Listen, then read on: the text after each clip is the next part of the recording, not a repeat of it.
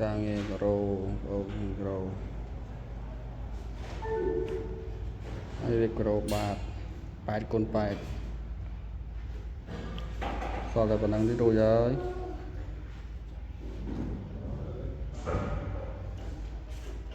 នេះខ្វះខ្សាច់បន្តិចទៀត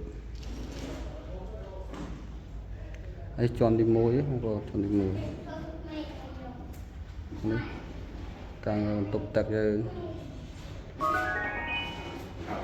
ស្កប់ជើងជាងវាយបាតហើយតោះទៅមើលបន្ទប់ក្រោយ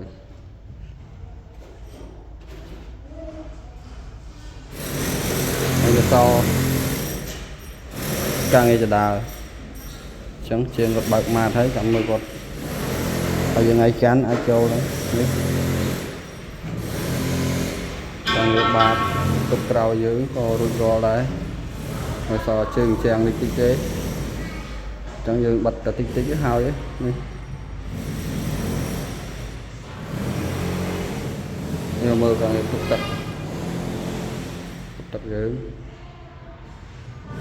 អូខេដែរហើយនេះបងប្អូនកាំងវាការ៉ុតបាតទៅជាន់ទី2អានោះជាន់ទី1យើងរៀបចិត្តហើយនេះហើយជាន់ទី2ជាន់មុនរៀបហើយអូខេហើយជាងដបក៏ប្រក់ដួងបងយើងមើលកាំងវាទុកទឹកយើងហើយម៉ូតដល់គ្នាម៉ូតទុកមុខទុកក្រោយទុកជាន់ទី1ជាន់ទី2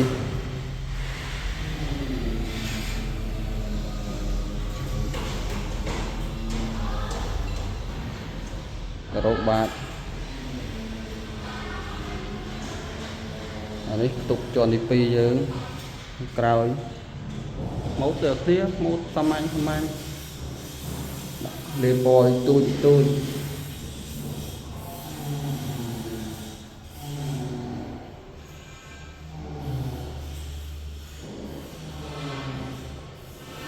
យខដាក់សាប៊ូ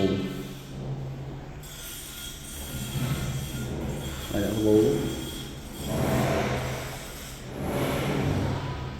ហើយសម្រាប់កន្លែងប្អូនកញ្ចក់នេះឥឡូវត្រូវធ្វើអារ៉ូបាត់ចាបឲ្យវាស្អាតតែអូនេះជាងគាត់ចាក់អំពូលហើយ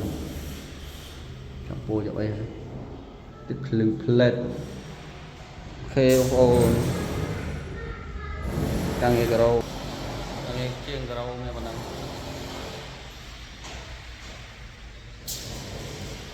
ឡោសាមញ្ញហើយឡោការអាចតាក់ទងបាននៅធ្វើនៅបរិយាពេញហូប